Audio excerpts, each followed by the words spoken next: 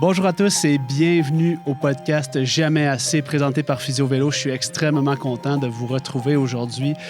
Merci de votre confiance. Après une trentaine d'épisodes, on est rendu à quasi 50 000 téléchargements. Alors, merci de nous écouter.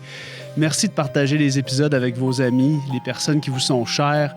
Partager de l'éducation de qualité. Je pense que produire de l'éducation de qualité, c'est quelque chose qui nous tient à cœur chez Physio-Vélo. Puis en plus, quand vous la partagez, vous continuez notre mission de vouloir éduquer un plus grand nombre d'athlètes, de cyclistes, de triathlètes, de passionnés de sport dans les bonnes pratiques pour pouvoir performer en tout confort, en tout plaisir. Donc, ceci étant dit, aujourd'hui, je reçois l'incroyable Douanka Gendreau, spécialiste en santé pelvienne, donc une physiothérapeute de chez Pelvi Santé qui a démarré une entreprise qui s'appelle Pelvi Life. Vous allez voir, c'est un épisode fort intéressant sur la santé pelvienne. On y va avec quelques mots-clés, beaucoup de choses intéressantes dans cet épisode. On va parler du nerf pudendal, on va parler de vulvodynie, on va parler de vestibulodynie, on va aussi parler de dysfonction érectile, de douleurs aux relations sexuelles, on va parler de labioplastie, on va parler, c'est quoi un examen du plancher pelvien en physiothérapie, ça consiste en quoi? On va vraiment parler de ça sous l'angle du sport, sous l'angle du vélo, afin de pouvoir aider un maximum de gens. On va parler des mythes aussi. Le renforcement du plancher pelvien, c'est vraiment pas la seule intervention qui peut être pertinente. Des fois, est-ce que si on fait du renforcement, est-ce qu'on se nuit dans notre progression? C'est possible. Donc, je remercie énormément Douanka pour sa présence avec nous. C'est un épisode fascinant sur la santé pelvienne. Comptez sur nous. On a des projets ensemble pour produire encore plus de contenu éducatif sur la santé pelvienne. Je pense que vous le savez. Si vous êtes un cycliste, une cycliste, les douleurs au plancher pelvien, les douleurs aux parties génitales, c'est des choses qui vont être 90% du temps lorsqu'on fait des bike fit, nous autres en clinique chez Physio-Vélo.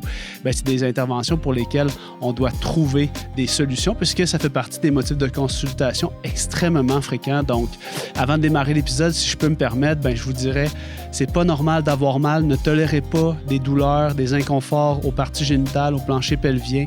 Il n'y a pas de bonne raison de vouloir endurer ça. Ça va probablement vous nuire à long terme. Ça va vous empêcher de vivre votre passion pour le vélo. Et ça, c'est malheureux. Donc, c'est vraiment un épisode qui a pour but de vous informer, de vous éduquer, mais aussi de vous donner de l'espoir parce que vous allez voir à un certain moment dans l'épisode, on dresse un portrait puis je trouve ça un petit peu dramatique et lugubre comme contenu. Puis je dis à Douanka, il faut de l'espoir. Puis finalement, on finit vraiment par parler que ces interventions-là, souvent, ils ont beaucoup de succès. Puis ça permet de traverser des épreuves qu'on pense qui sont uniques au niveau de la santé pelvienne, dysfonction sexuelle, douleurs sexuelles, douleurs aux parties génitales. Mais il y a des physiothérapeutes qui sont spécialisés en rééducation du plancher pelvien et donc des ressources, beaucoup d'espoir dans cet épisode-là. Sans plus tarder, je vous remercie de votre écoute. Je vous laisse avec l'épisode.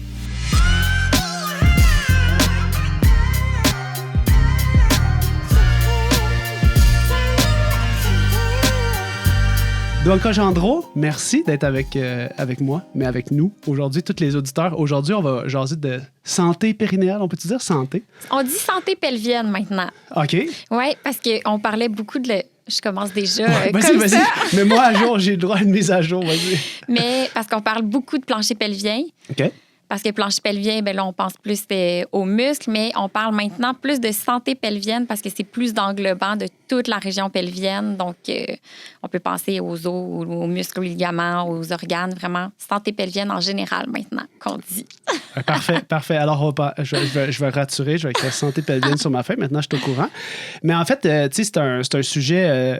c'est un peu comme, j'imagine, quand j'ai commencé à faire explorer le domaine du bike fitting avec mon œil de physio, quand tu commences à aborder la santé pelvienne avec le bagage que tu avais puis toutes les formations continues que tu as fait, je veux dire, c'est très, très large. Puis c'est tout ça, ce changement de nom-là, c'est pour justement aller ratisser encore plus large au niveau des pathologies possibles. Je pense que c'est plus d'englobant. C'est que...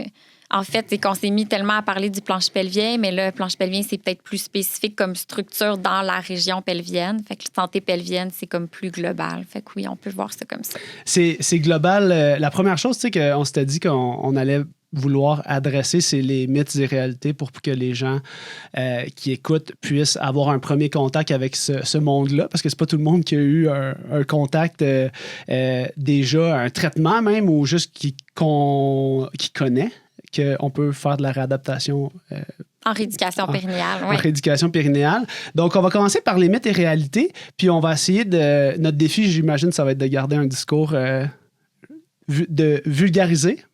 Puis de ne pas aller trop dans des détails techniques parce que je suppose que c'est aussi complexe que si je te parlais de positionnement cycliste pour les non-initiés. Oui, tout à fait, ça pourrait l'être.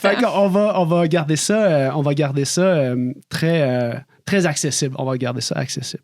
Fait que les mythes et réalités qui entourent la santé pelvienne, aujourd'hui, on va aborder les engourdissements, on va aborder les douleurs, puis on a quelques mots plus spécifiques là, qui vont nous permettre d'explorer. Fait que pour commencer, je pense qu'une des choses que les gens vont découvrir en faisant du vélo, c'est qu'ils sont parfois en train d'être à côté sur leur plancher pelvien à cause de leur selle de vélo. Donc, une des choses qu'on entend souvent, puis que j'ai répondu ce matin d'ailleurs en faisant une question-réponse, c'est des douleurs de compression qui peuvent être des névralgies, c'est-à-dire qui touchent les nerfs, puis qui vont perdurer après, par exemple, avoir fait X nombre d'heures de vélo. Souvent, les syndromes de compression chez nos cyclistes, je pourrais te donner des petits détails, mais tu sais, ils vont arriver après 30, 40, 50 minutes et parfois, ils apparaissent après 2 heures. Par exemple, dans la situation clinique, juste pour qu'on se fasse un petit cas pour débuter notre discussion, la personne, elle avait des symptômes de névralgie, de compression qui commençaient après 2 heures de vélo. Par contre, cette personne-là se présentait, puis dans la question qu'elle m'envoyait sur les réseaux sociaux, cet engourdissement là persistait. Puis là, ça faisait 3 semaines que ça persistait. Moi, j'ai tout de suite répondu à ça, malgré que j'ai pas l'expertise que tu as en santé pelvienne, en disant, tu sais, ça, c'est dans ma tête un motif de consultation assez clair de dire ce n'est pas normal. Donc, peux-tu expliquer qu'est-ce qui est normal lorsqu'on écrase un nerf? Si, par exemple, on prend le point du cycliste qui va s'asseoir puis qui pourrait comprimer, puis là, on va peut-être plugger le mot nerf pudendal bientôt. Là. Mais qu'est-ce qui est normal quand on vient comprimer un nerf au niveau, justement, du plancher pelvien? Bien, avant tout, avant qu'on s'en aille là-dedans, je pense que j'aurais presque envie de juste parler un peu d'anatomie, parce que peut-être même que pour certaines personnes, le plancher pelvien, c'est où ce que ça fait, ça peut être abstrait. Fait allons-y avec le bassin. On a 3 items sur la table aujourd'hui. Des bonbons, parce que c'est important de ne pas être en hypoglycémie, une selle de vélo et un bassin avec des muscles. Parce qu'il y a des muscles dans le bassin. Tout à fait. Souvent, on a l'image probablement d'un bassin juste au niveau osseux, mais il y a beaucoup de muscles. Beaucoup de muscles, oui. En fait, le plancher pelvien, si on y va, si on parle des muscles du plancher pelvien, c'est vraiment l'ensemble des muscles qui vont s'insérer du pubis jusqu'au coccyx à l'arrière. Ouais.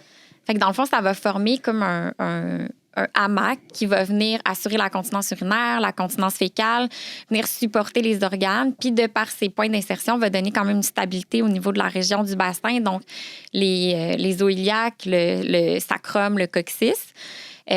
Puis également, va avoir une fonction aussi au niveau sexuel. Donc, si les muscles sont trop tendus ou trop affaiblis, ça peut affecter la capacité à atteindre l'orgasme, ça peut créer des douleurs, par exemple, pour relation. Puis tout ça, c'est vrai autant chez l'homme que chez la femme. Fait que dans le fond, tout être humain a un plancher pelvien.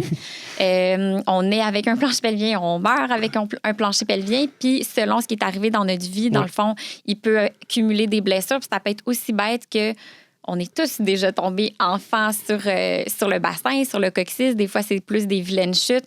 Puis ça peut être des petits traumas comme ça qui s'accumulent. Puis là, bon, chez la femme, on ajoute des grossesses, accouchements, plusieurs choses qui peuvent aussi affecter le plancher pelvien. Mais c'est vraiment, tout le monde a un plancher pelvien. Puis ça va avoir vraiment une fonction au niveau de la continence, support des organes, stabilité.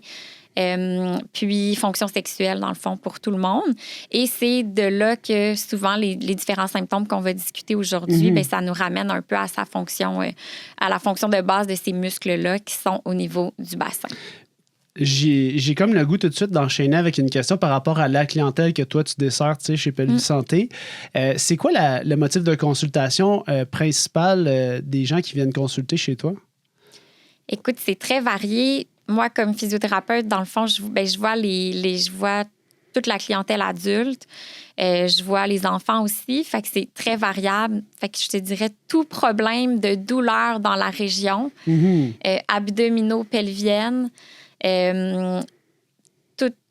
toute forme de trouble urinaire, toute forme de trouble fécal. Fait que ça peut aller de constipation à de l'incontinence fécale. Urinaire, ça va être l'incontinence urinaire dans différents contextes, donc d'efforts, d'urgence ou de l'hyperactivité vésicale. Ça peut être des fois suite à des cancers de la région génitale ou urinaire ou anorectale. Chirurgie, beaucoup de cas de douleur aussi, là, fait que douleur aux relations sexuelles ou douleur aux organes génitaux en général. Mais j'ai vraiment une clientèle très variée de par le fait que je suis à la clinique Pelvis Santé puis on est rendu 8 physios là, en rééducation périnéale. Fait qu'on a vraiment comme une expertise assez nichée. Puis on a beaucoup de clientèle variée, puis on a aussi des cas plus complexes. Là, c'est souvent plus des cas de douleur, là, mais de l'endométriose aussi, vessie douloureuse. J'essaie de penser rapidement aux différents diagnostics. Tu sais, tout ce qui est suivi de grossesse, suivi postnatal, donc suivi qui peut être un peu plus préventif aussi. Là. Puis la culture, tu sais, moi, ma question quand j'entends ça, tu sais, c'est comme si vous avez réussi à avoir de la croissance. Puis ma question, c'est à quel point c'est relié avec l'éducation de la population en général, parce que comme les douleurs pelviennes, maintenant, on dirait que les gens vont dire il y en a plus, il n'y en a pas plus. C'est juste que les gens, maintenant, ils consultent, ils ont une solution. Oui, tout à fait.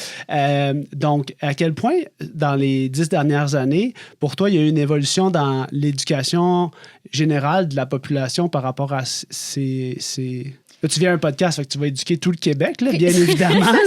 L'Europe, le Québec, toute la francophonie, mais y a-t-il une différence dans le niveau avec lequel les gens vont se présenter en ayant soit une petite idée ou en étant plus à l'aise de parler de leurs symptômes? Genre?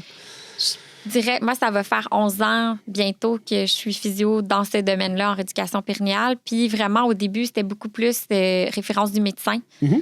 Fait que là, c'est beaucoup plus en accès direct, puis les gens commencent de plus en plus à consulter en prévention, mais c'est beaucoup plus en prévention liée à la grossesse. Ouais. Puis le postpartum. Ils savent qu'il y a un intérêt à le faire avant, pendant et après pour... avant et après. Là. C'est comme si, pour la femme, en tout cas, c'est le fait d'être enceinte, d'avoir accouché, que même s'ils n'ont pas de problème, ils vont se dire « Ah, j'ai entendu dire qu'il faut en prendre soin, qu'il faut faire du renforcement. » Mais je pense que ça nous amène peut-être à un mythe, c'est que c'est beaucoup dans « faut renforcer, il faut renforcer, il faut renforcer. Ouais, » Fait que c'est comme si on est un peu plus dans ce côté-là. Mais en même temps, je pense que l'important, c'est d'en parler. Donc, c'est comme si le plancher pelvien est arrivé sur la map dans les 5 dernières années. Tout le monde s'y intéresse, tout le monde réalise que c'est important, puis dans le fond, que ça faisait peut-être pas de sens qu'on traitait des hanches, un bassin, tout le corps humain dos, en oubliant qu'il y avait comme plein de choses. Cet élément central-là, oui. Mais qui était la région honteuse avec le nerf honteux avant, qu'on appelle heureusement maintenant le nerf pudendal. Mais ça démontre que, je pense que c'est juste quelque chose qui... C'est un bon rebranding, ça, quand même. Passer de nerf honteux à dent. Mais en fait, les gens, sinon, les hommes vont plus consulter quand ils ont un problème. Donc, soit des douleurs, des difficultés rectiles. Tu as lu dans mes pensées parce qu'une de mes questions, c'est sûr qu'il y a encore plus de travail à faire au niveau masculin parce qu'on dirait que l'accouchement, tout ça, ça se passe dans la partie abdominopelvienne, tout ça. Fait que ça, c'est un peu genre, t'es mis devant le fait accompli que t'as besoin d'aide des fois pour pouvoir retrouver une fonction normale après l'accouchement. Mais c'est quoi le travail qui reste à faire au niveau de la santé pelvienne masculine? C'est quoi les messages les plus importants éducationnels à passer au niveau masculin, tu dirais? Je pense que c'est de savoir que, premièrement, il y a des solutions s'il y a des troubles dans cette région-là, que ça soit au niveau de difficultés rectiles, mais j'aurais envie de dire vraiment tout ce qui est douleur, parce que les hommes, les dernières statistiques, je pense que c'est à peu près 1 homme sur 5 qui aurait des douleurs dans la région des organes génitaux. Fait que là, ça peut aller de douleurs au pénis, douleurs aux testicules, douleurs au niveau anal et environ, là, dans cette région-là. Fait que 1 homme sur 5, c'est quand même beaucoup. Là. Ça peut être quelque chose qui perdure dans le temps ou ça peut être un épisode de quelques mois. Il y en a qui ressentent plus aussi des douleurs comme plus ce qu'on appelle prostatiques, donc qui sont comme un peu plus profondes. J'ai l'impression que c'est comme à l'intérieur. Mais de savoir que c'est... Parce que c'est très anxiogène, dans le fond, que ce soit pour l'homme ou la femme, d'avoir des douleurs dans cette région-là. Fait que, souvent, les gens vont aller chez le médecin d'abord, vérifier avec une échographie, différents tests, mais c'est pas rare que tout revient négatif. Mais après, c'est vraiment stressant de se dire, j'ai cette douleur-là, mais tu sais, tout est normal. Mais il y a vraiment plein de choses qui peuvent être faites pour essayer de soulager ça. Fait que de pas persister des années et des années avec des douleurs qui peuvent être vraiment incommodantes. Souvent, les gens qui tombent avec des engourdissements, comme on va parler, ben là, on dirait que là, plus sentir une région ou sentir engourdi ou des picotements, bien là, ça amène à consulter souvent un peu plus rapidement. Mais des douleurs, des fois, ça peut être associé plus justement à la miction ou des douleurs plus à l'éjaculation. Puis là, bon, c'est dans des moments spécifiques. Mais peu importe, il peut souvent avoir des choses qui sont faites en physio-périnéal, finalement. Il y a toute une question aussi de pouvoir, mettons, en tant que professionnel, je pense, être à l'aise avec ce langage-là. Tu sais, nous, c'est des choses qu'on a beaucoup parlé à la clinique, puis des choses pour lesquelles on a mis un effort conscient au niveau de l'équipe de bien questionner. Parce que sensibiliser plus à ça, là. Ouais. Bien, de se sensibiliser, je parle au niveau même de notre équipe, au niveau des employés. Tu sais, qu'on soit un homme puis qu'on reçoive une femme ou qu'on soit une femme puis qu'on reçoive un homme, ben, tu sais, il faut qu'on utilise les bons termes parce que si tu veux faire une intervention avec quelqu'un, ben, il faut vraiment que tu aies des termes spécifiques. Il faut que tu saches exactement qu'est-ce qui se passe. Tu sais. Puis encore aujourd'hui, les questions qu'on doit poser, ben, ils sont toujours spécifiques, puis les réponses qu'on obtient, ils sont parfois vagues. Fait que ça, c'est important. Je pense que, moi, j'ai comme l'impression qu'il y a l'évolution de l'éducation de la population, mais aussi au niveau du corps médical, d'être à l'aise puis de savoir qu'il y a une ressource. Là, vous avez fait un travail probablement de sensibilisation auprès du corps médical, de dire, ça se traite, tous ces enjeux-là. Mais aussi, c'est comme tu dis, je pense que les gens... Il n'y a personne qui aime dire qu'il y a des fuites urinaires, qu'il y a des douleurs au pénis, au vagin. Il n'y a personne qui aime. C'est tellement l'intimité. On n'est pas gêné de dire j'ai mal à l'épaule quand je joue au tennis, mais j'ai mal au vagin quand j'ai des relations sexuelles ou j'ai mal au pénis 24 heures sur 24. C'est des choses. On n'aime pas parler de ça. Les dysfonctions érectiles, il y avait le Viagra. Mais, mais dans le sens que il y avait comme pas d'autres...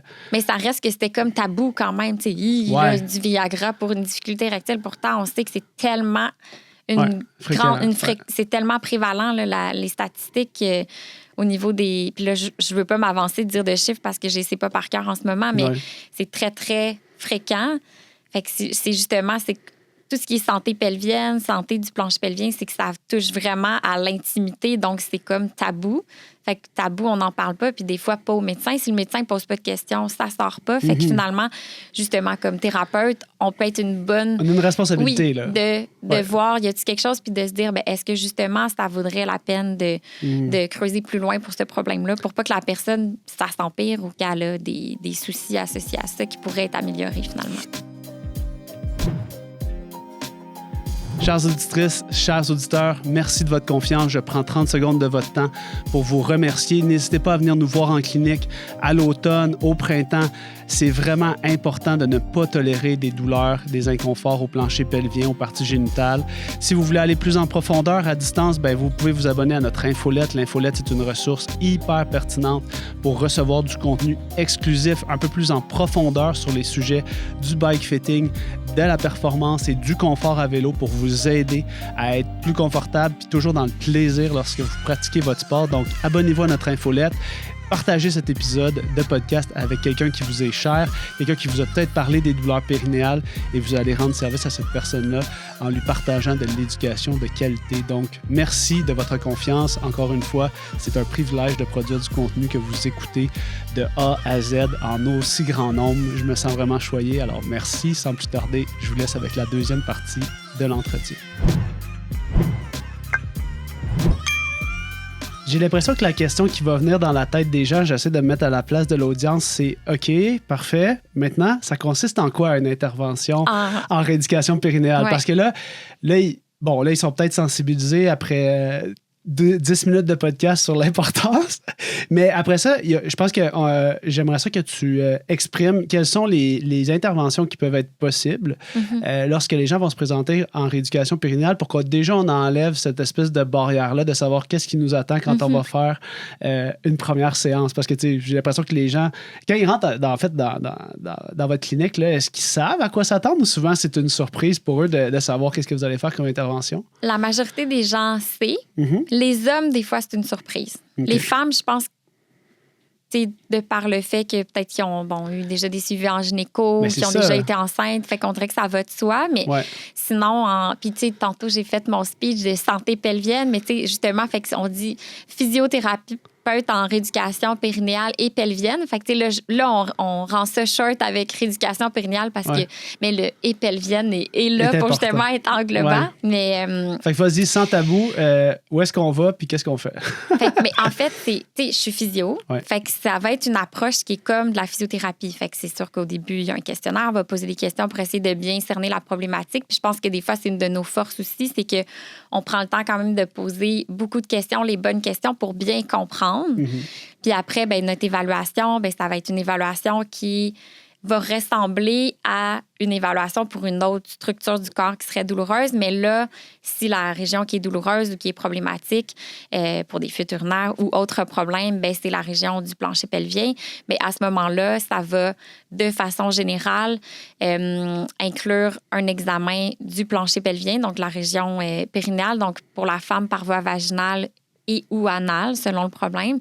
Puis pour l'homme, dans le fond, ça peut inclure un examen anal. Puis c'est souvent ça qui est la surprise pour l'homme parce qu'il y a des douleurs testicules, pénis, mais dans le fond, il faut quand même aller à la région pour pouvoir aller voir au niveau des muscles. C'est des muscles qui peuvent être plus profonds, fait qu'on peut faire des techniques manuelles de relâchement par voie interne, mais ça peut être une surprise. Ils ont peut-être souvent, l'homme qui vient pour des douleurs, il a peut-être vu un neurologue, il a eu un examen de la prostate, fait qu'il a déjà eu un examen anal, fait qu'il se dit, ça fait du sens, mais ça peut quand même être une surprise. Puis ça m'est déjà arrivé des hommes qui étaient vraiment pas à l'aise puis qu'on a fait, parce qu'il y a quand même plein de choses qu'on peut faire à l'externe aussi. Là. On peut être à l'externe sur la peau sans nécessairement aller par voie anale aussi, mais ça peut, dans le fond, pour qu'il n'y ait pas de surprise, et ça pourrait inclure une évaluation qu'on appelle interne, là, qui serait par voie vaginale ou anale selon le cas. Excellent. Maintenant que c'est dit, on peut rentrer dans le vif du sujet. J'ai goût de faire la suite parce que tu as parlé de muscles. Puis un des mythes, c'est, on va y aller tout de suite avec celui que, tu sais, il faut tout renforcer. C'est genre l'héritage Kegel, l'héritage de je dois être plus fort.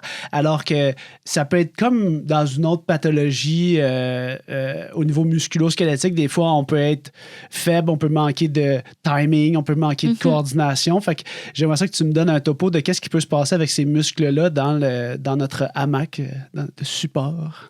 Mais en fait, comme tu as dit, comme tout autre muscle, ils peuvent être tendus, mais faibles. Ils peuvent être faibles. Ils peuvent être fonctionnels, mais dans le fond, que même s'ils sont quand même assez forts, le problème n'est pas nécessairement la force, mais ça peut être plus de l'endurance ou justement question de timing ou qui ne sont pas assez réflexifs. Là, je ne veux pas être trop technique, mais c'est vraiment que ce qui est bien, c'est que depuis qu'on en parle plus puis que le plancher pelvien est sur la map, là, c'est comme il faut renforcer. Ouais. Mais je pense aussi, il faut se rappeler que comme tout exercice, si je contracte mes muscles, je vais prendre le temps aussi d'avoir une période de repos. Ouais. Si je fais un biceps avec un poids libre, je vais plier mon bras puis je vais le déplier. Je ne vais pas juste rester en fin de mouvement, faire un mouvement répété. Fait que c'est pareil pour le plancher pelvien. Ouais. Fait que quand on est, renforcé, mais on devrait plus dire un exercice de rééducation à la limite. Ouais, avec des paramètres là, qui peuvent varier autant que sur un autre entraînement. C'est la même chose. Puis selon ce qu'on veut, et si on veut que ça soit plus du timing, du contrôle moteur ou du renforcement classique, là, nos paramètres vont être différents. Mais l'idée, c'est de savoir un peu pourquoi on le fait, mais c'est aussi, renforcer, mais aussi apprendre à relâcher. Puis selon qu'est-ce qui est la problématique, si la personne elle a de façon générale, là, c'est pas vrai pour tout le monde, mais les gens qui ont des douleurs, en général, ils ont un peu plus de tension. Fait que la première étape, ça va peut-être être plus d'apprendre à relâcher. Détendre. Ouais. Mais ça se peut qu'après coup, on réalise qu'il y a une faiblesse en dessous de ça aussi, puis que le muscle, est-ce qui était tendu tout le temps, parce qu'il était faible ou finalement il est devenu faible à force qu'il était toujours tendu? Ça, c'est la grande question qu'on ne sait pas. Mais dans tous les cas, ça se peut qu'on doive quand même se rendre à du renforcement, mais ça ne veut pas dire que c'est juste de renforcer. Fait que c'est pour ça qu'on dit souvent rééduquer, mais dans le fond, oui, l'exercice, c'est rare que c'est contre-indiqué de faire une contraction du plancher pelvien, mais c'est si on prend bien le temps de relâcher aussi. Fait que si on a une amplitude complète, donc on retrouve la mobilité d'être capable de contracter, donc relever un peu, comme si on relevait un peu la région on appelle ça le noyau fibreux, là, mais c'est vraiment la région comme entre, pour la femme, ça serait entre le vagin puis l'anus, donc comme vouloir relever, comme si on voudrait relever un peu les organes, retenir urine et gaz.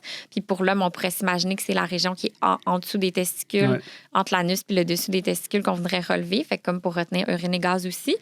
Mais d'apprendre à relâcher, donc d'être capable de let go puis laisser aller pour retrouver cette amplitude-là. C'est sûr que tout le monde qui est en train d'écouter ça est en train de faire un test avec son propre plancher pelvien. C'est comme tout le temps. Fait allez-y, continuez de faire vos tests. Ça. Moi, ça m'avait beaucoup marqué quand tu étais venu donner la conférence à la clinique avec Geneviève.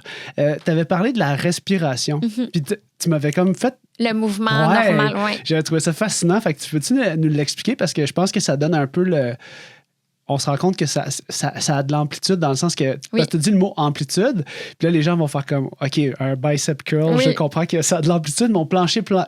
Les muscles de mon plancher pelvien ont aussi une amplitude disponible. Oui. Ou ça se peut qu'il y en ait pas assez, genre, justement. C'est long. Tu sais, dans un cas où... respiration en premier, genre, pour que les gens sentent, là, vu qu'ils étaient déjà en train de faire leur exercice en nous écoutant. En fait, quand on inspire... de par ce que le diaphragme va descendre, ça va entraîner une augmentation de la pression de l'abdomen, puis l'air, évidemment, va rentrer. Plancher pelvien, pour s'adapter à tout ça, va devoir comme descendre, un peu comme s'il se relâchait. Qu'est-ce que c'est un relâchement ou c'est une contraction excentrique? Peu importe, dans tous les cas, c'est comme s'il descend un petit peu, il s'en va vers le bas. Puis quand on expire, surtout si on ajoute un petit peu une résistance, donc on souffle un peu en expirant, ça va venir, l'air va sortir, la pression va diminuer, le diaphragme remonte à sa place, puis le plancher pelvien va venir remonter un petit peu aussi. Fait que là, on pourrait dire une contraction plus concentrique. Dans tous les cas, il retrouve une position plus haute. Fait que ce mouvement-là, on appelle ça le mouvement du piston, qui est un mouvement physiologique qui est présent chez le bébé qui naît et qui, selon nos histoires de vie, si on a une chirurgie, un accouchement, une chute sur le bassin, une douleur extrême dans telle région, un stress traumatique comme psychologique qui fait que notre respiration a changé, ça se peut que ce mouvement-là soit plus présent ou soit plus optimal. Donc, c'est quand même... C'est un exercice aussi que tu dois prescrire. Oui, on aime beaucoup travailler comme selon, justement, tu sais, quelqu'un qui aurait des tensions, ça se pourrait qu'on donne des respirations, juste d'aller reconnecter avec le mouvement normal sur l'inspiration, l'expiration, puis d'aller un peu dans l'idée de proprioception, amplitude, et non pas comme renforcement, on fait 3 séries de 10 qu'on répète. Ça dépend toujours de notre objectif. Mais oui, c'est un mouvement qui est normal dans la majorité des cas. Mais là, si en ce moment, vous l'essayez, vous ne sentez rien... C'est pas grave non plus, là, c'est correct. Ça se peut que vous ne le sentez pas ou ça se peut que c'est juste qu'il n'y a pas de mouvement parce que peut-être vous avez une raison pourquoi ce mouvement-là serait plus présent, finalement. Maintenant que les gens ont complété leur exercice... un autre mot, moi, que je trouvais intéressant parce que l'audience est beaucoup dans la performance sportive. Alors, ils veulent performer la santé pelvienne. J'en suis convaincu. Est-ce qu'on peut performer la santé pelvienne? Non, ma question, c'est plus au niveau de l'endurance. Il y a quand même ces muscles-là doivent... En fait, c'est une question parce que je n'ai pas la réponse. Est-ce que ces muscles-là doivent être endurants? Puis ils doivent être endurants pour accomplir quelle fonction dans la vie de tous les jours? Bien, c'est des muscles antigravitaires de par leur position au niveau du bassin. Fait que c'est sûr que c'est des muscles qui ont souvent besoin d'être plus endurants que forts comme tels parce que c'est rare que dans la vie de tous les jours, on va utiliser notre planche pelvien au maximum. C'est qu'on va être vraiment une contraction maximale. Soutenu, là. On a plus besoin qu'il y ait un support pour que nos organes soutiennent que si on éternue ou qu'on tousse, que ça nous empêche d'avoir une fuite urinaire, que l'urine reste dans la vessie parce que les pressions sont bien contrôlées. Même chose pour les selles. C'est plus complexe que ça, évidemment, mais on parle plus d'endurance. Puis, justement, mais c'est beaucoup, je reviens au mouvement de la respiration. Quand le mouvement du piston est là, c'est comme si ce mouvement-là maintient aussi la bonne stabilité de la région. Ouais. Donc, le fait que ce mouvement-là, c'est comme sa fonction normale qu'on veut avoir à la base. Cette mobilité-là, ça fait partie c'est comme la mobilité qu'on veut avoir. Puis, j'ai pas expliqué, mais il y a l'abdomen aussi là-dedans. Dans le fond, si on inspire, ben là, l'air rentre. On devrait avoir un petit gonflement. Puis, si on expire, l'air sort, donc il devrait rentrer. Fait que c'est toute l'unité qui travaille ensemble. Puis, tout ça permet d'assurer, dans le fond, qu'on assure la continence, le support des organes puis tous les rôles du plancher pelvien. J'ai le goût de, je sais pas, là, le rebranding là, du nerf honteux au nerf pudendal, là, ça m'accroche. Là. Je veux juste savoir. C'est quelque chose qu'on entend beaucoup parler, en tout cas, nous, en termes cyclistes. Tu sais, genre sur notre chaîne YouTube, c'est des commentaires qui reviennent vraiment souvent. Des douleurs. Ouais. Fait que là, la question... Parce qu'on voit ça chez les cyclistes, mais quoi que c'est pas la seule cause. C'est ça, parce que la question, c'est est-ce que c'est... Mon collègue Pierre-Olivier, qui est vraiment spécialiste plus au niveau de la hanche, dit que la hanche, c'est la poubelle du corps. Est-ce que parce que ça ramasse tous les problèmes, puis souvent, tu sais, c'est des douleurs, des fois référées, qui sont non spécifiques. À quel point le nerf pudendal, c'est justement celui qui ramasse tous les diagnostics du périnée? périnée. C'est ça, c'est pour vrai. Ben, pourquoi ça peut arriver? Pourquoi? Parce que c'est le seul qu'on connaît le nom, genre? Bien, je pense que déjà, avant, toutes les douleurs de cette région-là étaient comme pas nommées. Fait que déjà, névralgie, ça veut dire qu'on se dit, peut-être qu'il y a des symptômes plus neuro, d'engourdissement, diminution de sensibilité, des picotements, où il y a des douleurs qui suivent le trajet du nerf. Mais justement, c'est ce qui est très compliqué de la région du périnéal puis du plancher pelvien, c'est qu'il y a plein de nerfs qui innervent cette région-là, donc qui nous assurent au niveau de la sensibilité qu'on sent bien dans cette région-là. Puis il y a plein de chevauchements. Puis c'est inconstant, soit autant au niveau... anatomique entre chaque personne. Oui, fait que c'est difficile aussi de savoir. Puis encore là, puis là, c'est plus technique, mais est-ce que justement c'est quelque chose qui provient de plus la racine, donc le segment médulaire, ou ça provient du nerf plus le long de son trajet plus loin? Fait que ça peut devenir complexe. On se fait une petite vulgarisation anatomique. Là. Les nerfs, dans le fond, ils sortent dans notre dos, puis à chaque niveau lombaire, entre chaque vertèbre, il y a des nerfs qui sortent, puis ils vont venir innerver l'ensemble de notre corps. Là. Fait que ça peut être, tu peux avoir des douleurs au bout du nerf, mais qui viennent de la source. Là. Exactement. Exact. C'est sûr que nous, en vélo, on a souvent je pense que l'équation que les gens se font dans leur tête, c'est je suis assis sur une selle, j'écrase quelque chose. Ce quelque chose va être comprimé puis va me donner X symptômes. Genre. Je pense quand même qu'avec le vélo, c'est quand même logique. C'est parce probablement, que un nerf, ça n'aime pas être étiré, ça n'aime pas être sectionné, évidemment, puis ça n'aime pas être comprimé. Ouais. Fait que là, dans le fond, c'est les mécanismes qui mènent à une blessure du nerf.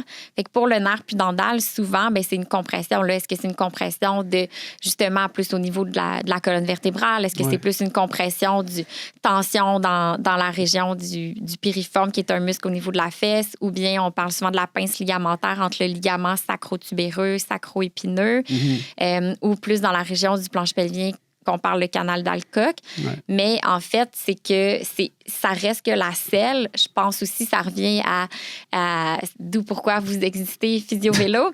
Mais que si la selle, elle n'est pas bien ajustée, probablement qu'il peut avoir plus de compression, mais je pense pas je pense que oui, c'est pour ça que les gens ont des troubles avec le nerf pudendal, parce qu'il y a une compression, mais probablement qu'il y a moyen qu'il n'y ait pas cette compression-là. Oui, 100%. Et que la pression ne soit pas dans la région du nerf pour éviter l'engourdissement ou les troubles que ça peut engendrer. J'ai comme l'impression, puis je vais faire une petite démo tantôt, puis on pourra discuter un peu de l'anatomie qui est en contact avec la selle. Je pense qu'une des choses importantes, à travers les mots très spécifiques du trajet, c'est que, il y a un trajet.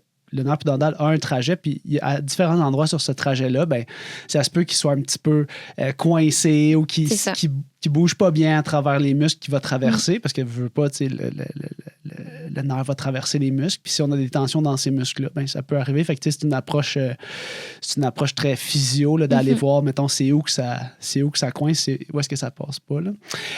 OK, je vais faire une petite démo, parce que moi... Vas-y. Après ça, je mangerai des bonbons. Je regarde, ils m'appellent tranquillement. Oui, ils sont tous très, très bons. Là. C'est un mélange un petit peu surette. Tout le monde aime ça, ces bonbons. Là. Fait que, tu sais, au niveau de la selle, ce que j'ai le goût de rappeler aux gens, c'est que les surfaces les plus propices à tolérer la compression sont sans doute les surfaces osseuses qui partent des ischions jusqu'à l'avant des rameaux pubiens. Tu sais, c'est vraiment cette région-là, idéalement, qu'on veut pouvoir appuyer sur... Oh! Je me lance. Tu te lances? Une petite fraise. Une petite fraise pendant que je fais une petite explication. Donc, bon appétit. Donc, cet enjeu-là, pour nous, à la clinique, tu sais, là, je vais plugger ça 5 minutes juste pour que ça nous donne le temps de manger ton bonbon. Mais le point, c'est que les surfaces osseuses, ils ont une plus grande capacité à tolérer le load ou la compression que si on se ramasse toujours sur le devant de notre selle, puis que là, on est vraiment à côté dans notre hamac, finalement, notre plancher pelvien qui, lui, va nous le rappeler assez rapidement que c'est pas là qu'on devrait être assis. Fait que, tu sais, si on pense à ça, puis qu'on est un cycliste, ben ça veut dire quoi? Ça veut dire que si la selle, elle est trop reculée vers l'arrière, bien, probablement qu'on va être sur le devant de la selle. Fait que ça, c'est un enjeu très important d'assumer le bon recul de selle pour la personne. Puis l'autre chose, c'est d'assumer la bonne largeur au niveau de la selle. Fait que, tu sais, nous, à la clinique, quand on va faire quand on a quelqu'un qui a un motif de consultation au niveau d'inconfort à la selle, bien, la première chose qu'on va faire, c'est qu'on va aller faire un mesure-fesse avec notre petite empreinte. On va aller voir la largeur ici.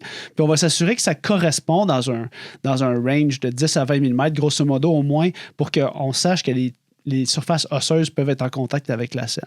Après ça, l'enjeu, c'est toujours, si on a par exemple une selle qui est trop haute, bien, veut pas, elle va venir tranquillement, on va être inconfortable. Ça se peut que, si la selle est trop haute, étant donné qu'on a les pieds qui sont clippés dans les pédales, bien, on va avoir à se promener un petit peu d'un bord puis de l'autre, puis là, bien, ça peut vraiment faire du cisaillement au niveau du bassin, mais aussi beaucoup de friction. Donc, le prochain point, je pense, c'est vraiment les engourdissements. Tout ça pour dire... Ça nous a amené là. Est-ce que la fraise était bonne? Oui. Bon, parfait. Donc, je pense qu'on va y aller avec les mythes et réalités autour des engourdissements. Parce que c'est le motif de consultation. Tu sais, engourdissement pénis, engourdissement testicule pour les hommes. Puis au niveau de la femme, ben là, c'est pas mon anatomie. Alors, je serais curieux de savoir un petit peu les engourdissements, comment ils peuvent sûrement que toutes les dermatomes peuvent être un peu touchés, là, mais ça ressemble plus à quoi?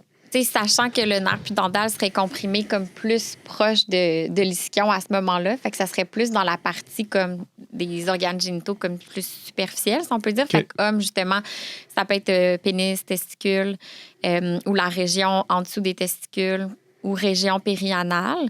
Pour la femme, ça peut être les grandes lèvres, région du clitoris, entrée vaginale, puis périanale aussi.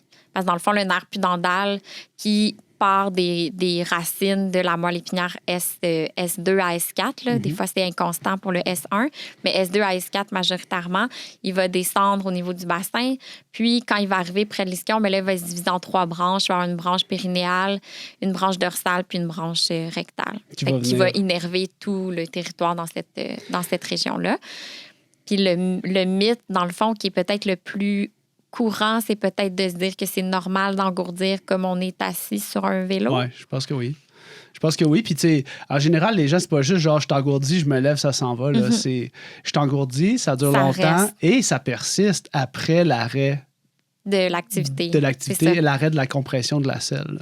J'irais même jusqu'à dire que tu sais, si ça engourdit même pendant le vélo, encore là, comme on discutait, ça dépend peut-être de la durée. Peut-être que si c'est une ride vraiment très longue, on peut se dire qu'on est tolérant qu'à partir d'un certain moment.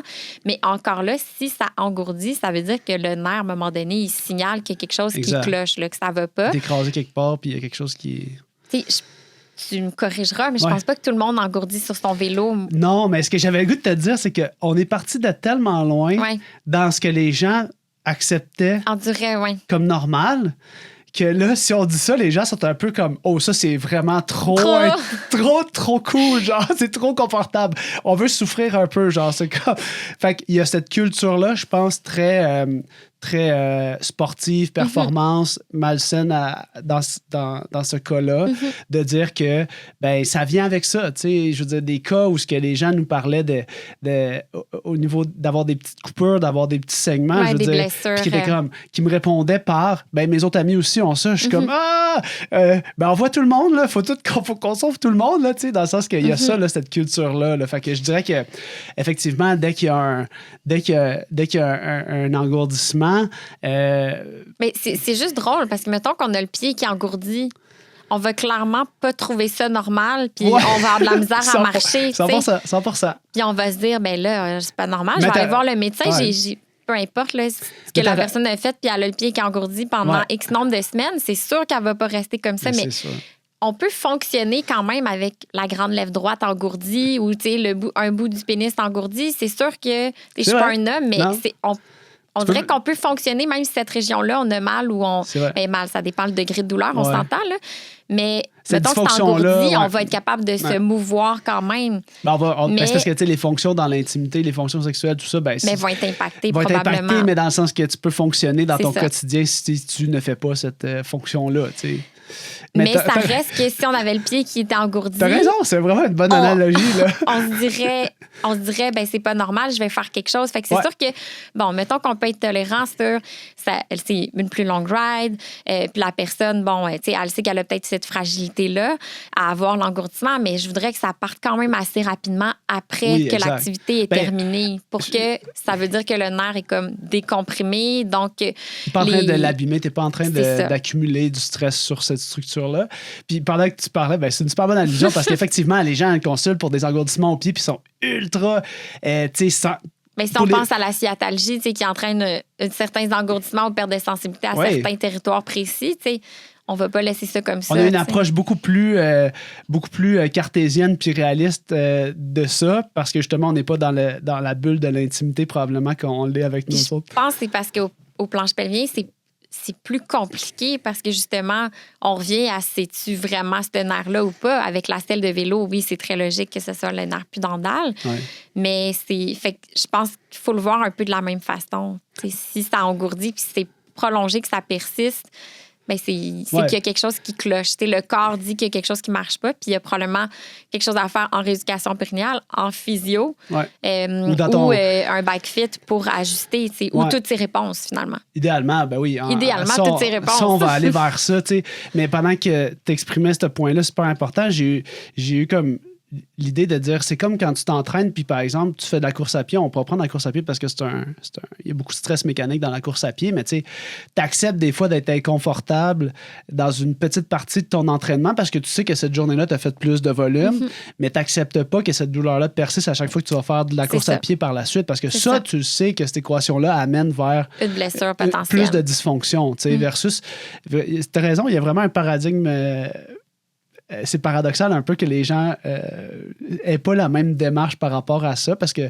Mais en même temps, Mais je pense que c'est parce qu'on...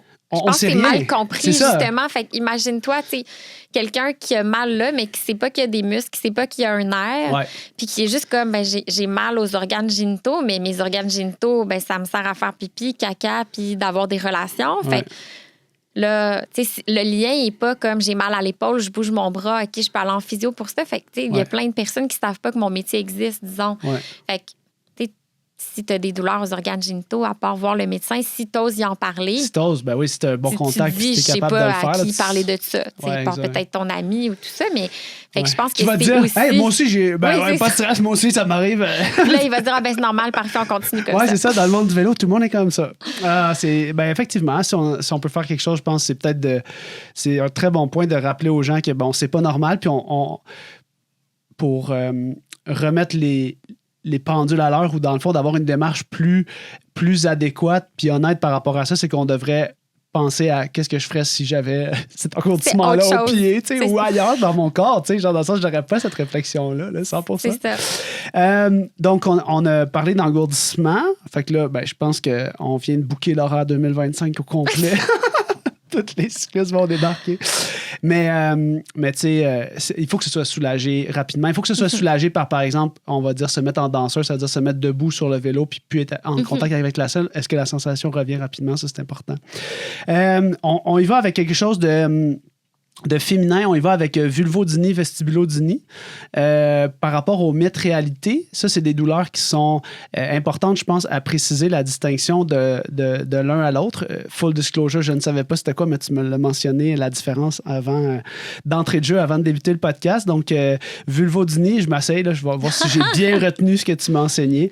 Vulvodynie, on est vraiment dans ce qui est externe au niveau de la vulve. Puis vestibulodynie, on est dans tout ce qui est entrée du vagin. Oui. puis j'ai tué mes points. Bien, c'est bon. Parce qu'en fait, vestibulodynie, justement, c'est une douleur spécifique au vestibule qui est l'entrée vaginale. Okay. Puis, vulvodynie, donc la vestibulodynie est une forme de vulvodynie, mais ça va être une douleur qui va être un peu plus étendue, si on peut dire. Là. Donc, qui peut aller au niveau petite lèvre, grande lèvre, qui peut même être au niveau du clitoris. Pour une douleur spécifique au clitoris, on pourrait parler de clitoridynie. Mais dans le fond, c'est juste comme un mot pour dire que ça fait mal dans une région spécifique de l'anatomie féminine, si on peut dire. Là.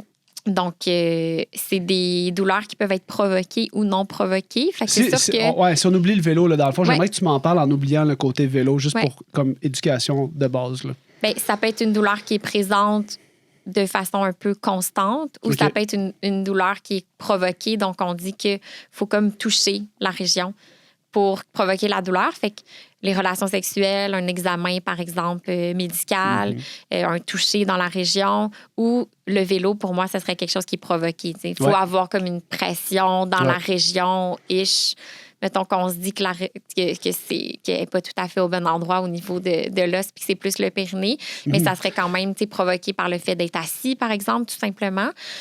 Ou bien, ça peut arriver un peu de façon spontanée, bang, ça arrive, mais il n'y avait pas, on dirait, d'éléments déclencheurs spécifiques. Là. Mais c'est les deux types qu'on peut voir. Puis c'est souvent des femmes qui ont des vulvodynies, vestibulodynies vont souvent avoir des douleurs aux relations sexuelles. Fait qu'on amène un autre beau mot, puis qu'on appelle ça la dysparunie. Dysparunie étant douleur ressentie aux relations sexuelles. Là,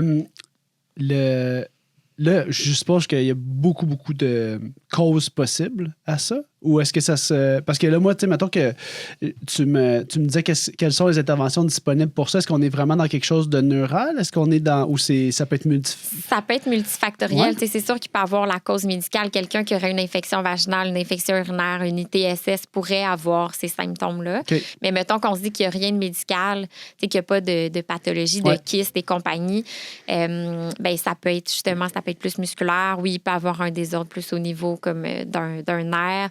Myofascial, justement. T'sais. Fait que oui, ça peut être plus comme quelque chose qui relève un peu de la physiothérapie, si on peut dire. C'est pas rare que ces femmes-là ont une certaine forme d'hypersensibilité, donc possiblement que les récepteurs, c'est un peu plus précis, mais au niveau de l'entrée, seraient un peu plus sensibles. Donc, que la douleur serait le toucher serait perçu comme une douleur alors que ça devrait être un simple toucher. Puis il y a toute la sphère comme psychologique parce que c'est sûr que toute cette région-là, c'est possible qu'une personne qui a des symptômes ou des problématiques dans cette région-là, bien, qu'elle a été victime d'une forme d'abus psychologique, sexuel, physique, peu importe. Fait que c'est sûr que ça peut être une dimension aussi à avoir ces symptômes-là. Il y a un aspect génétique aussi qui peut expliquer d'avoir ces problèmes-là. J'essaie de penser, je pense. Ben, moi, j'aurais le goût pas mal traumatique aussi, là, un accident direct dans la région. Dans ce contexte-là, moi, j'ai le goût de faire un rappel que souvent, je pense que c'est important de faire en clinique. Puis, plein de gens, quand je parle de la douleur, puis que les gens me posent des questions sur la douleur, c'est en tout cas, à l'université, quand on parlait de ça, on parlait des voies ascendantes, des voies descendantes. Fait que, l'interprétation de la douleur, ben, elle se passe dans notre cerveau. Tout se passe dans notre cerveau. Donc, tu sais, il y a des choses qui vont influencer notre perception dans la douleur. Puis, effectivement, tu sais, des fois, on a de la difficulté parce qu'on est très cartésien dans notre approche des problèmes de notre vie en général. Je parle beaucoup de ma clientèle qui est très cartésienne par rapport à son vélo, son entraînement. On fait des fois la blague qu'on essaie de tout résoudre les problèmes de bike fit dans un spreadsheet Excel, alors que on travaille avec un corps humain puis que des fois, ben, le fait d'être inquiet pour tes enfants, ben, ça augmente ta perception de la douleur. Puis c'est vraiment normal. Puis de ne pas avoir bien dormi. Pas avoir bien dormi. Pas avoir bien mangé. Oui. Donc, je prenais juste la balle au bon parce que je pense que autant pour ces douleurs-là qui sont dans l'intimité, ben, ils sont influencés. En plus, si on a une dysfonction au niveau sexuel puis qu'on est stressé d'avoir des dysfonctions au niveau sexuel, c'est un genre de cercle vicieux qui s'entretient parce que finalement, on est en train de d'influencer. Oui, en fait, s'il y a des douleurs en relation, qu'il y a une appréhension d'avoir une relation, il y a plus de tension, il y a plus de douleur, puis là, on est dans le cercle vicieux, ou tout comme l'homme qui a des difficultés érectiles ou de l'éjaculation précoce, bien là, l'espèce de pression de vouloir performer fait que la performance vient pas, puis là, ça augmente le stress, puis la prochaine fois d'après, fait que c'est une région, mais je pense que, tu sais, toute douleur amène son lot d'impact sur le psychologique, mais le fait que c'est l'intimité, que c'est tabou, tout ça, il y a toujours comme un fardeau psychologique qui vient influencer. Là. Ouais. Dans ce drame-là qu'on est en train de raconter, non, mais j'ai comme l'impression que les gens ont besoin d'un petit mot d'espoir. Ben oui, mais mon Dieu, si. Parce que tantôt, tu m'as raconté une situation clinique. Non, mais c'est parce que, tu sais, nous, on parle de. Mais en fait, encore là, tu sais, la bonne nouvelle, c'est que tout ce qu'on a discuté, ça se traite. Ça se traite, puis les taux de succès en physio-périnéale sont bons. Puis c'est très rare que je vois les gens de façon comme. C'est ça, combien de rendez-vous? Dis-nous combien. Je sais que tu peux pas nous dire, mais. C'est dur parce que ça dépend de chaque personne, mais tu sais, mettons qu'on se dit pour des douleurs assez complexes, des cas complexes là, de douleurs de gens qui ont mal depuis très longtemps, c'est sûr que là, on peut parler d'une dizaine de rendez-vous quand même. On ne vend pas des abonnements en physio, on ne peut pas. On n'a pas le droit. Mais non, Non, mais pour que les gens sachent que, tu sais, dans le sens que ça prend pas 20 rendez-vous puis 3 ans, là. C'est ça. Puis tout comme peut-être que quelqu'un qui a de l'endométriose complexe en attente de chirurgie, je vais l'avoir pendant 2 ans pour l'entretenir jusque-là. C'est vraiment du cas par cas. Puis tout comme quelqu'un qui engourdit sur sa selle, puis ça reste 2 heures, puis qui veut plus faire un check-up, ben peut-être que c'est 1 ou 2 fois. Juste donner des petits conseils, faites l'étirement après, puis tu sais, on n'est pas trop inquiète. Ou ça me dérange. Ou finalement, on n'est pas trop dérangé. Mais c'est qu'il y a plein de solutions. Ça prend pas toujours beaucoup de rendez-vous. Puis, ça fonctionne bien en général. Pour de vrai, on a des bons taux de succès et ça, peu importe la problématique. Ben, il y a quelque chose avec le périnéal que je viens de réaliser en t'écoutant, c'est que quand les gens me disent qu'ils ont mal quelque part, puis qu'ils me disent que, mettons, je leur dis, il faudrait. Avez-vous fait ça, tu sais, comme entraînement, ou avez-vous pensé faire tel exercice? Puis là, ils me disent non. Puis là, je leur dis, la bonne nouvelle, c'est que vous avez mal, mais vous avez. Des solutions. Vous avez des solutions, puis vous les avez pas, tu sais, dans le sens que. On a juste des opportunités, puis les chances que ça marche sont vraiment élevées. Oui. Fait que dans un sens, c'est un peu ça, le périnéal. C'est genre, on savait pas que c'était disponible. C'est ça. On a des très bons taux de succès pour retour à une fonction normale. Donc, c'est juste des opportunités. Bon, voilà. Message d'espoir. C'est ça. Non, moi, je le vois plus comme, justement, on en parle, fait que c'est de... Oui, puis toi, tu le vois au quotidien. Je veux dire, tu as plein de victoires avec tes patients. Puis, en fait, si on réussit pas à atteindre les objectifs, c'est qu'on va aussi référer aux bons médecins, avoir les bons tests pour essayer de comprendre. Fait que c'est pas comme ça marche pas, bye, puis on laisse la personne dans la rue avec son problème. T'sais, on va accompagner aussi, même si... Comme thérapeute, on voudrait toujours sauver la planète au complet. Puis, mais je pense que justement, c'est de savoir quand on a notre limite, puis de référer, puis d'avoir un réseau. Fait que de reconnaître qu'on peut pas aider tout le monde, mais qu'en même temps, on peut probablement accompagner pour que cette personne-là elle ait l'aide qu'elle a besoin versus qu'elle soit seule avec son problème. Vous avez c'est la porte d'entrée pour accéder à des ressources, puis à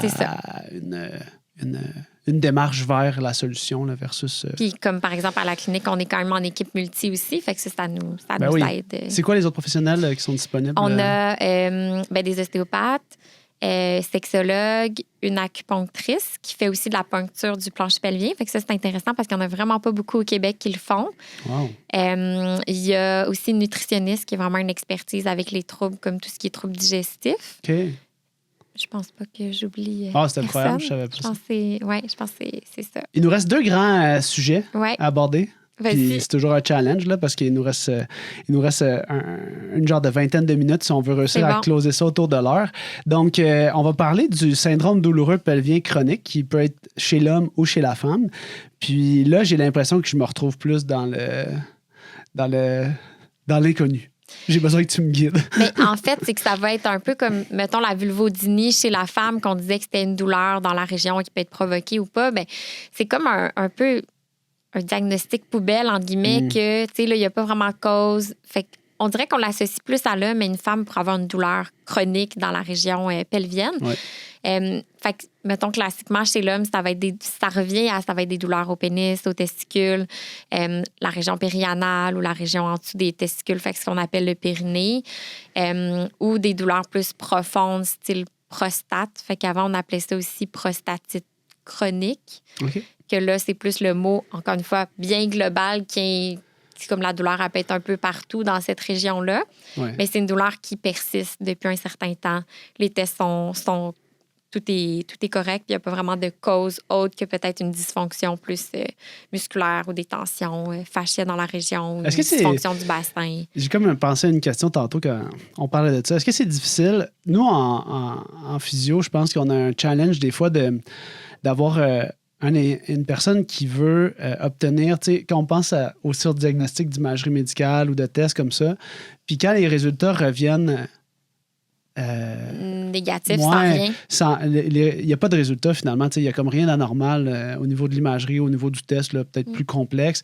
Il y a tout le temps un moment de découragement là, pour la personne de ne pas avoir mis le doigt sur une structure qui est brisée. Genre. Mais je pense que l'être humain. C'était pas une question, merci de répondre. non, ce que je veux dire. J'ai vu ça comme une question. C'était une question, c'était vraiment une question. Réflexion. Ce que je veux dire, c'est que je m'excuse, j'ai pas fait une question avec ça, mais c'était plus une réflexion pour savoir si tu faisais face toi aussi à ça dans le contexte pelvien. Ben oui, beaucoup aussi, parce qu'il y a beaucoup d'incertitudes dans le diagnostic des troubles pelviens. Mm-hmm. Surtout quand on est dans la douleur, parce qu'à un moment donné, il y a des fuites urinaires, il n'y en a pas, c'est plus facile à diagnostiquer, ou y a-t-il un prolapsus ou pas.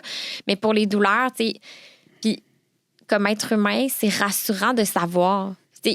Les gens qui ont dans l'incertitude. En fait, c'est ça. Pire. Ouais, fait que c'est les gens qui ont du... Puis des fois, ça, je vais même l'aborder avec les gens, mais le fait de ne pas savoir, puis c'est que des fois, on n'a pas une réponse exacte de c'est exactement quoi, puis c'est arrivé exactement pourquoi. Ouais. Parce Donne-moi que tes trucs. Plus... Comment tu navigues ça? Je peux sûrement apprendre 2-3 trucs parce que, tu sais, comme quand vous faites face à l'intimité, j'ai l'impression que vous avez encore plus besoin de finesse dans comment vous l'articulez. Bien, en fait, c'est rare que c'est quelque chose que je vais dire dès le premier rendez-vous. Mais mettons, la personne vient... On ne peut pas dire un mot exact sur le diagnostic. On a un paquet de symptômes. On sait qu'au niveau médical, tout est correct. Puis, on commence la physio, puis ça va de mieux en mieux. Je suis convaincue que si la personne elle continue à juste chercher une réponse, chercher un diagnostic en faisant plus de tests, à se nuit, puis ça maintient la douleur, c'est vraiment avec tout comme la neuroplasticité, puis tout ce qu'on connaît de la conception de la douleur. Fait que c'est quand même une discussion qui peut avoir que... Puis on n'aime pas ça être dans l'incertitude. On n'aime pas ça, pas savoir, là, parce que dans la vie, on aime ça comprendre et savoir. Fait que, mais pour le périnée, c'est pas rare qu'on n'a pas toujours une réponse. En fait, ça arrive quand même souvent là, pour des douleurs. Des fois, on dirait que c'est une douleur qui est survenue après tel événement, mais là, est-ce qu'on peut vraiment dire que c'est ça ou pas? C'est pas clair, mais... Fait que soit on se raconte une histoire puis on essaie de rassurer l'esprit en disant c'est probablement par ça, puis des fois, ça peut être une façon. Bon, on le saura jamais si c'est exactement ça, mais peut-être qu'on peut dire c'est à cause de ça, ça va mieux. En faisant ça, on va continuer ça. Mais des fois, le risque de juste les tests sont revenus normaux, puis de continuer à juste chercher un 4e avis médical avec un test de plus qui est là, la petite coche au-dessus. Je me permets de dire des fois, est-ce que vraiment tu vas avoir un gain, puis qu'est-ce qui va arriver quand ça va revenir négatif, parce que c'est fort probable que ça va être le cas. Tu vas être au même point que tu vas vouloir l'autre test d'après, puis finalement, tu n'iras pas mieux parce que tu vas juste naviguer dans « j'ai un problème encore », alors que ça va mieux. Le point, l'incertitude, il faut accepter qu'elle contribue à la douleur. Il faut pour toutes les pathologies. Pour toutes les pathologies, exactement. Fait il faut réussir à écrire un narratif sécurisant pour réussir à sortir de ça. T'sais. Mais c'est parce que je pense que ça vient aussi du fait qu'on aimerait ça savoir puis pas être dans l'incertitude pour être sûr que ça ne revienne pas. Moi, j'ai l'impression que c'est beaucoup... C'est tellement... c'est l'impuissance. Parce que si on pense qu'on n'a pas le contrôle à cause de l'incertitude, ben là, c'est juste, on ne sait pas par où naviguer ça. Fait que si la personne, elle se dit, c'est arrivé parce que j'ai fait telle chose... Mais tu as du contrôle parce que tes exercices fonctionnent. Fait que il y a des points d'entrée qui sont... C'est quand même des cas qui évoluent positivement. Puis j'ai un patient en tête qui est arrivé, il était tellement malheureux. Ça l'allait vraiment pas. Puis il va bien, mais il veut encore une réponse. Puis je me suis permis, je pense que je l'ai vu peut-être 5 fois, je me rappelle plus exactement, mais... Puis, il va tellement bien, il a recommencé à travailler, il est rendu comme fonctionnel, mais il y a encore la crainte parce qu'il ne sait pas exactement ce qui s'est passé. Mais je suis comme peut-être que tu ne le sauras jamais exactement, mais l'important, c'est que là, ça va bien. Puis que tu peux sais qu'il y a des solutions aussi. Ouais. Si jamais ça revient, tu sais qu'il y a des solutions qui fonctionnent pour toi. On a tout un peu... Puis nous, il faut qu'on accepte aussi, des fois, en tant que thérapeute, on est comme toujours... on veut aller tellement plus loin, tellement... On voudrait le faire à la place de la personne, oui, tu sais. Oui, c'est ça. Mais en fait, c'est pour ça que, je pense, tu disais comment l'amener. Je pense que c'est ouvertement discuter puis de juste semer dans l'esprit que, et si finalement, juste le fait de continuer à chercher une réponse que tu n'auras peut-être jamais, c'est pas en train de te nuire puis de t'empêcher de profiter, parce qu'en plus... De ce que tu as réussi à accomplir. C'était un gars de mon âge, fait que je me disais comme... là, il s'enlise dans quelque chose qui pourrait se chroniciser juste parce qu'il reste trop dans il veut une réponse, tout alors qu'il pourrait juste profiter de son été relax, à avoir du fun, Fait que c'est un peu... C'est ça. Puis, on veut pas non plus passer à côté d'une patho, là, non plus, si vraiment l'investigation a mal été faite au niveau médical. Mais dans certains cas, c'est comme ça vaut pas la peine de continuer. Mais c'est parce qu'on aime ça, avoir une réponse. Ouais. C'est fascinant. C'est fascinant. Non, mais j'aime beaucoup ces discussions-là parce que je pense que c'est un genre de thème récurrent pour les thérapeutes qui travaillent avec la douleur. Mais oui, parce qu'en fait, je tombe en vélo, je me fais une fracture au genou. J'ai mal au genou, c'est comme logique. Je tombais en vélo, je me suis fait une fracture au genou. C'est simple, je me remets de ma fracture. Puis encore là, ça pourrait se chroniciser quand même. Mais on dirait que l'esprit, il y a une histoire. Mais il y a des douleurs insidieuses partout, là. Mais on dirait que ça amène un stress supplémentaire, le fait que c'est planche pelvien, que c'est l'intimité, qu'on comprend pas, puis qu'on pense que les gens pensent directement que c'est comme un cancer. C'est comme le cancer, puis qu'on le trouve pas, tu sais. Ah, toi, tu sens ça, ce parallèle-là? Il y en a qui me le nomment carrément, là. Ah ouais? Ouais. Parce que des fois, je leur dis, mais qu'est-ce que vous pensez qu'il va être trouvé ou qu'est-ce que vous pensez qu'on n'a pas trouvé pour le nommer? Puis là, des fois, OK, mais tu sais, fait que c'est...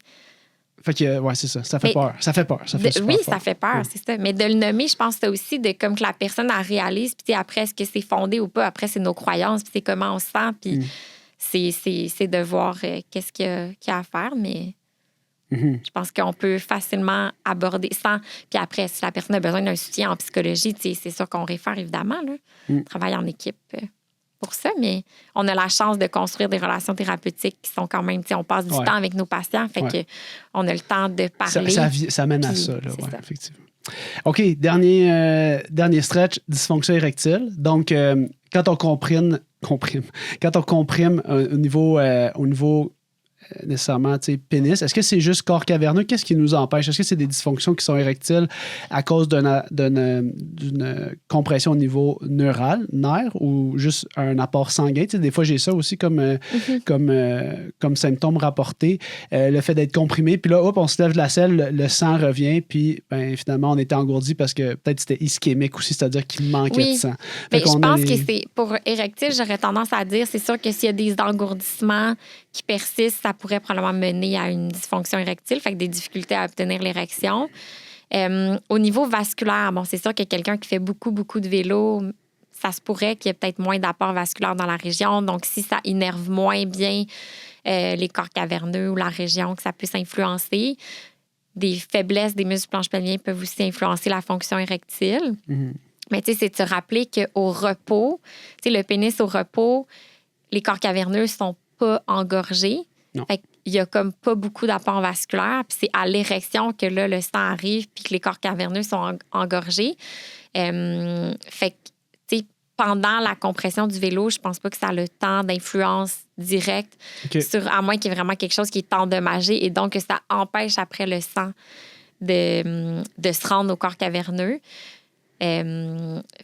Je le vois plus un peu avec l'aspect compression du nerf, engourdissement et donc répéter, le dommage fait que, au nerf. Puis que le fait que, dans le fond, si l'engourdissement est présent puis qu'on sait que le nerf pudendal va faire partie de la fonction érectile, mais il y a aussi les nerfs érectiles qui vont influencer. Fait que c'est sûr que ce volet-là, c'est juste qu'on voit que c'est quelque chose qui peut être une plainte, mais encore là, tu sais, sais-tu... Je suis pas sûre à quel point, mettons que la personne, elle n'engourdit pas sur son vélo, je suis pas sûre que c'est le vélo qui cause sa dysfonction érectile. Non. S'il y a une compression et un engourdissement... Les gens ont peur de ça, par contre, parce qu'ils sont comme... À force de faire du vélo. Je suis assis sur mes parties génitales masculines, donc j'ai peur qu'à la longue... Mais je veux dire, ça, c'est une crainte, là, c'est une croyance. Là. Mais en même temps, la personne n'est pas assise sur les testicules. Je sais pas. Moi, j'ai pas de... Un peu, oui. Non, mais dans le sens que... il va y avoir une pression, mais c'est pas directement dessus. Si tu es vraiment mal positionné avec une selle vraiment pas bonne, oui, tu peux être tu pourrais vraiment être mal. Les gens peuvent être très mal assis. Mais tu sais, à ce moment-là, on parlerait quasiment plus d'un trauma direct de potentielle lésion. Oui. Fait que c'est peut-être quelque chose au niveau vasculaire, au niveau... Ça revient à la discussion tantôt. Là. Les gens endurent des trucs incroyables. Genre. Mais fait que je te dirais que oui, peut-être qu'on peut se dire que ça serait comme vasculaire ou plus d'origine neurale. Mais que, encore là, tu sais, si le lien... Est-ce que le lien... Parce que c'est vraiment vaste, ça, là, les causes c'est vraiment corrélé, C'est ça. J'avais dit que c'était la fin, mais c'est pas la fin, finalement. J'avais un affaire vraiment important qui m'a troublé. Oui, je sais c'est quoi. Tu sais c'est quoi? Ben vas-y, je suis sûre que je sais c'est quoi. Ben vas-y, je te laisse y aller. Tu sais c'est quoi?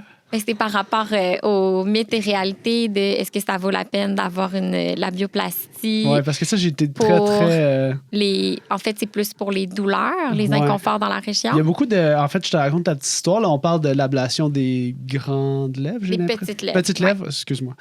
Parce qu'en fait, c'est souvent chez les femmes que les petites lèvres vont aller beaucoup plus au-delà des grandes lèvres. Oui. Et que pour certaines femmes, ça peut réellement être inconfortable. Et désagréable. Fait que la petite histoire, c'est juste que à force d'enseigner en Europe, on a entendu beaucoup d'histoires. Ils sont très rapides sur l'intervention chirurgicale chez la femme, chez les cyclistes professionnels. Genre, c'est comme une intervention... le mot de routine n'est pas le bon, là, mais dans le sens que ça fait partie de l'escalade de l'intervention, genre. Puis c'est quelque chose que nous, ici, on connaît pas. On en a parlé là, dans les... Nous, ici, ça se fait dans le domaine de l'esthétique. Ça se fait dans le domaine, mais nous, je sais pas, on n'arrivait pas à réconcilier notre compréhension du bike fitting puis du corps humain avec le fait de faire une intervention au niveau de l'ablation. Mais je pense qu'il y a deux facteurs. C'est de se dire, la personne est anatomiquement comme ça. Mm-hmm. Fait que, tu sais, est-ce que ça... Parce qu'il y en a que ça leur dérange comme au niveau esthétique. Fait que là, c'est une chose, c'est leur décision. Mais, tu sais, est-ce que anatomiquement, vraiment, tu sais, est-ce que la personne elle a réellement des plaies spécifiquement au niveau de par exemple, des petites lèvres? Mais je pense que, pour vrai, les gens qui se font ça, c'est souvent dans les contextes que j'ai compris, en ayant parlé à des professionnels en Europe qui travaillent avec ces gens-là, ben, tu sais, c'est des athlètes qui font un volume très, très important. Puis, dans le fond, ils se sont chronicisés des blessures dans cette région-là. Au niveau des petites lèvres ou... Ben, tu sais, il peut avoir une certaine logique s'il y a vraiment une blessure physique mais je serais curieuse de voir après cette personne-là qui a l'intervention. Moi, ça m'est arrivé d'avoir des femmes qui ont eu une labioplastie parce que c'était purement esthétique, parce que ça leur dérangeait que les petites lèvres allaient au-delà des grandes lèvres. Puis, ils ont une labioplastie, puis il y avait des douleurs après parce que ça laisse quand même il y en a une qui a fait comme un petit névrome sur ça, parce qu'il enlève une partie de peau. Fait qu'après, il faut bien que ça se guérisse. Fait que dans le fond, ça guérit, il y a comme un peu une cicatrice. Puis elle a fait un névrome, fait qu'elle restait avec une douleur un peu chronique après ça. Mais avant, elle faisait pas nécessairement de vélo, fait qu'elle avait pas mal. Elle l'a fait purement esthétique. Puis elle se ramasse avec un problème. Fait que j'espère que ces femmes-là, premièrement, j'espère que ça marche pour elles, puis qu'ils ne se ramassent pas avec une douleur. De là, ils mettent une pression sur un tissu qui, finalement, vient d'être opéré. Est-ce que vraiment ça règle le problème? Mais moi, ce qui m'inquiète, c'est que ce soit la seule chose qu'il aurait proposée. Oui, en même temps, mettons que c'est une ulcération d'une petite lèvre en rééducation périnéale, on n'a pas vraiment... On va dire, solution pour ça. On va dire, prends off, arrête de faire du vélo. Non, mais tu sais, dans ça, donne-toi un repos puis fais-le guérir comme il faut. Là. Il y a ça, il y a l'espèce de côté culture, genre j'endure des trucs que je devrais pas endurer. Je chronicise des blessures parce que au lieu de les traiter adéquatement puis de prendre une vraie pause, c'est comme un genre d'amalgame de culture de mauvaises pratiques. Peut-être qu'il y en a certaines que c'était réellement la solution, mais je doute que c'est... Mais quand ça devient réellement... C'est ça, quand ça devient discuté comme une intervention comme une autre, c'est pas une intervention comme une autre. Ben non. Parce que... Selon ton expertise, là, c'est beaucoup plus invasif. Moi, j'espère que tout ce qui a été de justement bien quantifié, de s'assurer que le fit est bon, que le padding, peu importe, que tout, j'imagine, c'est du vélo professionnel, mais des fois, peut-être même ça, c'est pas bien fait. Et donc, là, on se retrouve en chirurgie, puis peut-être qu'au final, la femme elle a encore mal Ouais. dans la région. Ouais. Il va falloir finir ça. Je te dis que c'était pas supposé faire une pression là, fait que ça devrait pas faire une pression dans la petite lèvre. Ben, Je comprends que ça peut, mais, le frottement, ben puis oui. tout ça. Puis la quantité, Mais ça- tu sais, c'est tout mais le temps la c'est quantité, là, c'est tout le temps... Effectivement, idéalement, on veut... Mais après ça, tu sais, toute la... Ben, c'est comme dans votre domaine, dans le sens que maintenant, les gens vont avoir des meilleures ressources pour traiter ces pathologies-là. Moi, je pense que dans le domaine... Je parle souvent de la culture du bike fitting. C'était beaucoup une culture, ben, premièrement, malheureusement, pour Pas la nécessairement femme... bien fait. OK. Ben Ouais. non, mais dans le sens que c'est un monde masculin. Fait que, genre, les interventions proposées, tu sais, des femmes qui font du positionnement, ben là, nous, on est chanceux ici à la clinique, il y en a plein. Puis quand on en forme, ben on en forme plusieurs, mais c'est difficile, même pour eux, dans un monde très masculin, d'aller tu sais, c'est tout ça, là, dans la culture du monde du vélo. C'est très... Fait que, bref, après ça, tu sais, pour une femme de se mettre à la place d'un homme dans ses douleurs au plancher pelvien, puis etc., ben ça fait que des fois, il y a moins d'informations disponibles. Ça fait que vas-y, t'allais dire Mais quelque chose on dirait d'important. que j'ai eu une autre illumination. Mais je me suis juste dit, tu sais, la femme, dans le fond, on lui enlève une partie de son anatomie. Mettons qu'on se dit qu'elle voulait pas enlever les petites lèvres au niveau esthétique, que son anatomie lui convenait comme elle est. Mais tu sais, l'homme, s'il a mal aux testicules sur son vélo, on va pas y enlever ses testicules. On va pas penser que c'est possible, non. Ça sera pas une option, je comprends, parce que là, tu sais, il y a des raisons de procréation, tu sais, peu importe, mais ça reste que, tu sais, là, c'est comme de se dire que ça sert à rien, on l'enlève, ça va régler le problème, mais est-ce que ça va vraiment régler le problème? C'est là que je suis pas sûre que c'est réellement le cas. Fait que bref, tout ça pour dire que moi, je pense que la culture dans ce monde-là est importante, puis tu sais, c'est pour ça que, je veux dire, d'avoir le input féminin, puis d'avoir le input aussi vraiment plus physio. Tu sais, c'est comme un peu tout ce qui s'est passé dans le monde de la course à pied avec la culture physio qui est rentrée dans ce monde-là. Je veux dire, les gens, maintenant, ils ont des options de prise en charge qui sont beaucoup plus, je pense, performantes que simplement s'attarder à la chaussure puis des trucs un peu moins bien compris, là, tu sais. Fait que c'est peut-être juste ça le message d'espoir sur lequel je peux finir parce que... Mais il y a plein d'espoir. Il y a plein d'espoir, mais c'est parce que, en fait, c'est que ça me rend triste parce que quand j'entends ces histoires-là... Oui, pour ces femmes-là qui... Ben oui, puis pour toutes les gens qui endurent des douleurs, que je suis comme, on a-tu vraiment tout essayé? Tu sais, si je te voyais en clinique, puis si l'équipe ici s'occupait de toi, tu sais, il me semble qu'on irait above and beyond pour pas en arriver là. T'sais.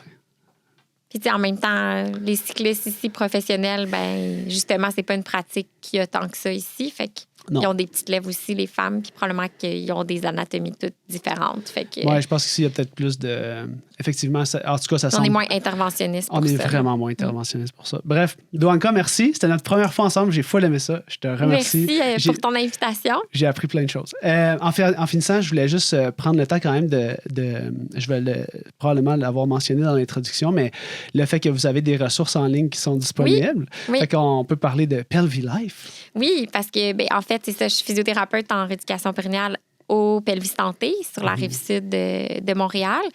Mais également, on a fondé PelviLife depuis plusieurs années déjà, qui est une ressource de programmes en ligne et aussi de contenu gratuit de qualité, parce que c'est important de qualité, parce qu'il y a beaucoup sur les trucs du planche pelvien, c'est beaucoup des forums, des trucs pas de qualité, mais on a un blog, une chaîne YouTube avec vraiment beaucoup de contenu gratuit de qualité sur la santé pelvienne. Puis, on a des programmes en ligne qui sont faits de façon autonome puis super accessible, super abordable, qui va autant de grossesse, postpartum, incontinence urinaire, prolapsus, douleurs sexuelles. La propreté chez les enfants, pour tous ceux qui ont des enfants. Plus les enfants, fait que tout le volet, plus constipation, acoprésie chez les enfants, les troubles pelviens, troubles urinaires aussi, le pipi au lit, etc. Puis l'apprentissage de la propreté, comme soutenir un peu comment instaurer ça avec l'enfant. Puis on en a un pour les douleurs chroniques pelviennes. Fait que je pense vraiment que quelqu'un qui a des douleurs pelviennes chroniques de type névralgie et tout doit vraiment voir... une physio en personne. Mais notre programme, c'est plus de l'éducation par rapport à la douleur chronique. On a une méditation guidée comme sur le planche pelvien. Fait que, ça reste que c'est un outil. Puis je pense que le programme est $39,99. Fait que super abordable pour avoir plein d'informations en français de qualité. Je pense que j'en oublie pas. Je pense que j'ai fait le tour. Fait que c'est accessible en ligne. Super facile, très abordable. Je vais mettre les liens dans le... Puis, bon travail, tu travailles fort pour ça. Oui, bon. On travaille fort, mais c'est la passion qui nous guide, comme on dit. On s'en revoit bientôt. Je vais te réinviter, c'est certain. OK, bien merci. Merci à toi. Good job! Chères auditrices, chers auditeurs, merci de votre confiance. N'hésitez pas à partager cet épisode, à venir nous voir en clinique si vous avez des inconforts, des douleurs au plancher pelvien, aux parties génitales. On est ouvert à l'année. Pendant l'hiver, c'est un des meilleurs moments pour venir à la clinique puisque lorsqu'on s'entraîne sur notre base d'entraînement à l'intérieur, ça se peut que les douleurs soient augmentées durant cette période puisque le vélo est très statique. Donc, venez nous voir, venez consulter, on va vous aider. Sinon, vous pouvez aussi partager cet épisode et vous abonner à l'infolette. On se revoit dans 2 semaines. Merci énormément de votre confiance. Ciao!